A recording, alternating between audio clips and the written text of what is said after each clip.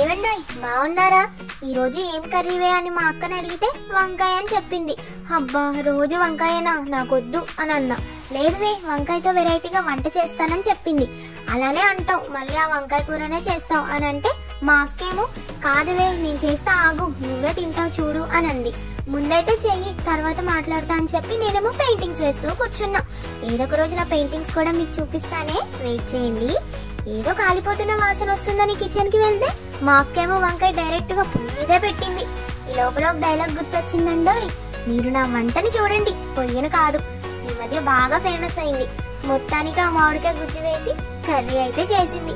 ఏంటివే దీని పేరు అని అంటే వంకాయ పచ్చడి, వంకాయ బజ్జీ, బైంగన్ బరాత్ అని ఏవేవో చెప్పింది. పేరు ఏదైతే ఏంటి, టేస్ట్ మాత్రం అదిరిపోయిందండోయ్. ఇంకేంటి లేటు, మీరు కూడా వెంటనే వెళ్ళి స్టార్ట్ చేసేయండి. అండ్ నన్ను సబ్స్క్రైబ్ చేయడం మాత్రం మర్చిపోవద్దే.